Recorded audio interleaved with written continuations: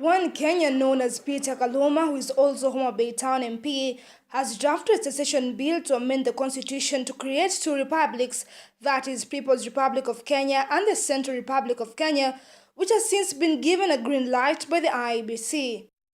The Homa Bay legislature seeks to amend Article 5 of the constitution that defines the territorial boundaries of Kenya. Since those are the sections which describe the territory of Kenya, then by amending that section, then they seek to get to a point where the constitution describes the territory of Kenya by excluding the part which they want seceded. If secession movement in Eritrea and South Sudan are anything to go by, then the political tool is not that rosy. Eritrea split from Ethiopia by force of arms in a bloody conflict that lasted decades. Although it attained freedom, it was given at such a great cost. Another being South Sudan, which is plunging fast down the path of disgrace as a failed state. As has been seen from the examples, the quite recent one of South Sudan seceding from Sudan, and that one which was successful, there was the other one of Eritrea and Ethiopia. In both these situations, you can see, in as much as they all ended up being successful, the whole process actually greatly affected both sides, and even to the extent that there was actually violence and lives were lost. Citing Kenya, secessionist movement dubbed the Mombasa Republican Council, who led the slogan Pwani Si Kenya, failed even before it could accomplish its objective. The government moved with speed and cracked down on the organization. According to political analyst and lawyer Irene Mwangi, secession is not always a solution to all the problems.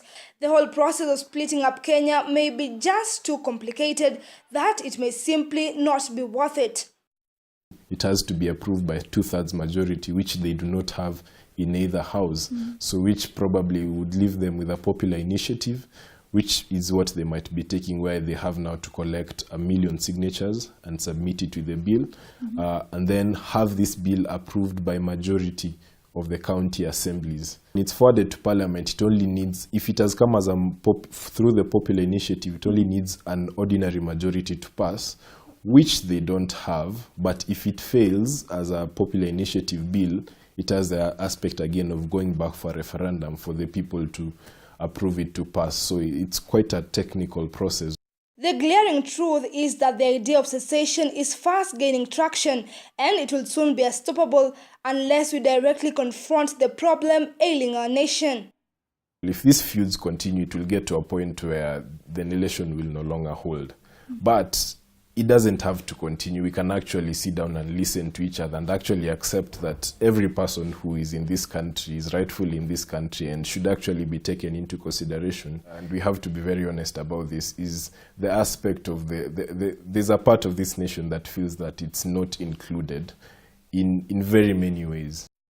So far, majority of county assemblies have passed the motion of formation of People's Assembly to push for a raft of changes, including holding fresh polls. The clock is ticking, and no one knows if secession will be the tool which will be used to end the current political stalemate. Irene Mwangi, KUTV.